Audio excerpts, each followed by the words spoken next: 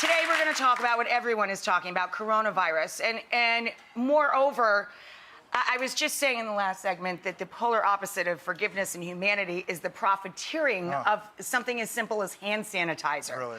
There is a huge shortage of it in this country. They're selling it for exorbitant amounts, up to $650 a bottle, which is just insanity. So Dr. Ian, a lot of people are doing this at home and they have little videos up on YouTube and stuff. But you're going to show us the proper ratios if you want to create and make your own safe hand sanitizer. But let's just start with the basics. Yeah. Is hand sanitizer going to protect you from definitively getting sick? Great question. So, first of all, the best way is actually washing your hands. The good old-fashioned soap and water is the best way to do it. At least 20 seconds, yes. Correct? So the idea is, you can see this picture here.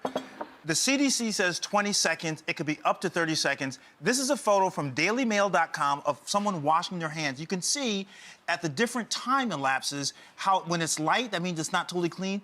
It took them up to 30 seconds to really get away. Get that yes, layer off. Exactly. Right. Now, does that mean that's going to happen for everyone? Most people don't wash their hands correctly. You put your hand in the water, you get it wet first. Then you put the soap on. Does it matter if it's hot or cold? It doesn't matter if it's hot or cold because it's not hot enough to kill the pathogen. That's right. You can't put your hands under boiling water, which is what you would need to kill the bacteria, the virus. So you put the water on. I tell my kids this all the time. We had to actually have a hand washing lesson because I got sick of them the way they're washing hands.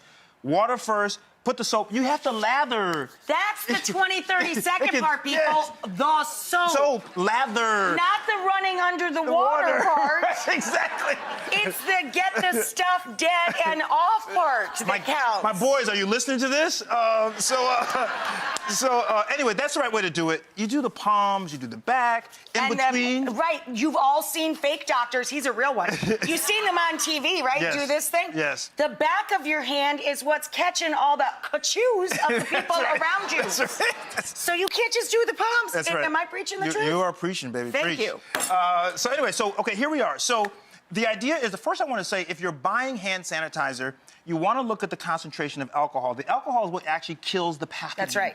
And so you want it to be at least 60% according to the CDC. So when you look at your hand sanitizer, make sure it's 60% or over, but we're also going to make it, okay? You can make this, okay? Now, we're going to start with some rubbing alcohol, some isopropyl alcohol. So we're going to do 2/3 cup of the rubbing alcohol here. That's 1/3, 2/3, okay?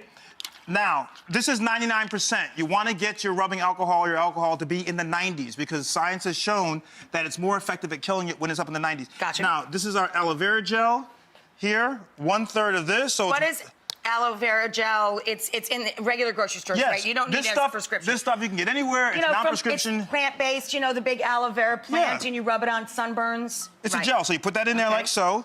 Then you mix it like so. Then Rach is going to choose what she likes. We have different oils. You can put an essential oil in there. Some of the eucalyptus. That sounds and smells healthy. Okay, there you go. So a couple of drops. You don't want to put too much in there because you don't want to dry out the skin. And some of these oils do have antimicrobial properties. They fight bacteria, so not too much. But we're going to put a couple drops in like that. I only got one drop. There we go. There you go. You're going to mix it up like this. Now we're going to use our funnel. So Rachel's gonna hold. Don't worry about it. Don't take that cap up. That's right. You're gonna pour it in like this. A little spray bottle. Now I like the spray bottles, by the way, because put it like so. Gotcha. And it comes out really, really nice.